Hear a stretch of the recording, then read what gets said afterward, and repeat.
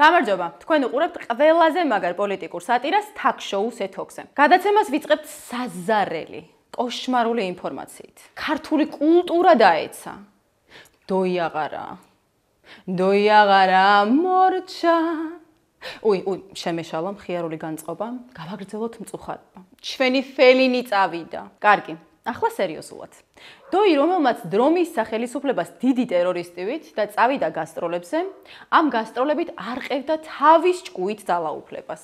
შემდეგ კი დაბრუნებულმა აღმოაჩინა, რომ სამუდამო გასტროლებზე გაუშვეს. აბაშიძის სახელობის სახელმწიფო თეატრში იგი იყო ხელმძღვანელი, რომელიც კულტურის სამინისტროდან იღებდა დაფინანსებას. ხოლო თავად თეატრი და ყველაფერი არის ბიძინა ივანიშვილის აღდგენილი.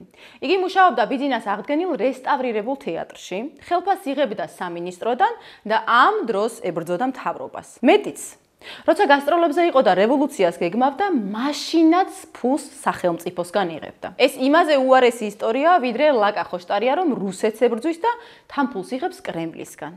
მიზეზად კი იმას ამბობს, რომ აბა რუსებს ხომ არ დავუტოვებდი ფულს ტანკების საყიდლათო. გადავიდეთ შემდეგ თემაზე. ესაა საგამოძიებო კომისია, სადაც განიხილეს აფრასიძეების საკითხი. შემდეგ ამ ყველაფერს სოციალურ ქსელში მოყვა ამბავი. ნაცლიბერალებმა აწიეს თემა, რომ აფრასიძეები კრიმინალები იყვნენ და შესაბამისად ღირსები იცო. ამით ნაცები გვახსენებდნენ, რომ ყოველთვის გაამართლებენ წამებას, გაუპატიურებას და სისტემურ ძალადობას. თუ გახსოვთ, ციხეებში გაუპატიურებასაც ხომ ამ არგუმენტებით აპრავებდნენ, რომ იქ ქურდები და კრიმინალები იყვნენ. შესაბამისად ყველაფერი მოსულა. ანუ მანიაკო ნაცებ აქ საუბარია იმაზე, რომ სახლს, სადაც მცირეწლოვანი ბავშვები არიან, არ უნდა ესროლო ვერტფრენიდან. არ უნდა დაბომბო და არ გადაწვა. ძალიან კარგად იცოდნენ ამ სპეცოპერაციის შემკვეთმა ბატონმა სააკაშვილმა და სპეცოპერაციის ხელმძღვანელმა ბარამიძემ, რომ იმ სახლში იმ დროს ვიყავით პატარა ბავშვები, თუმცა არც ჩვენ არ დაგვინდეს. რა კიდევ ცოცხლები ხართო, ბავშვებს ესე უთხრეს. აქ აფრასიძეებს არავინ ამართლებს. აქ საუბარია ნაცების მანიაკალურ დანაშაულებზე და ძალიან გთხოვთ, ნუ გადახვალთ მარაზმში და ნუ რასოდეს გააправებთ კოლექტიურ ნაცებს. შემდეგ თემად ისევ კომისია გქონდეს. უბრალოდ ახლა ნანუკა ჟორჟოლიანი განვიხილოთ.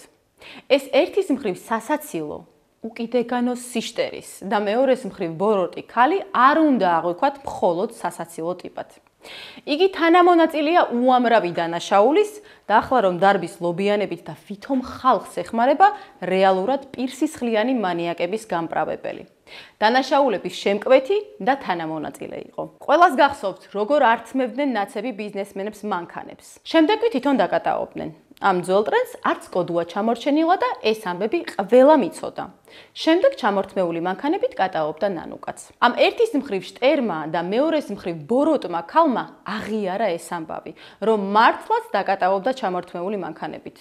უბრალოდ არ ვიცოდიო, ამით გააბრავა. ნამდვილად იყო ერთი ესეთი ფაქტი, რომელსაც მე ვადასტურებ და არასოდეს არ მივარყვია ეს ამბავი, როდესაც ერთ-ერთი ასეთი ჩამორთმეული მანქანით დადიოდა მაშინდელი სოდის უფროსი ერეკლე კოდუა, საბა კოდუას მამა და იმიტომ რომ მე მაშინ მისი მეუღლე ვიყავი, მე ვიყავი იმ მანქანაში. აქვე თუ ნანუკაზე ვსაუბრობთ, დესერტად ისიც უნდა გვახსოვდეს, რომ სვანი ბიჭების ცემა და დაჭერა შეაკვეთინა კოდუას. მოკლედ, ძვირფასო ჯენზებო, ვინც ეს ისტორიები არ იცით და ნანუკა უბრალოდ კეთილი აქტივისტი გონიათ, იცოდეთ, რომ მანიაკი არსებაა. დღეს ამით გემშვიდობებით. შევხვდებით შემდეგ კვირას, კვლავ ეთოქზე.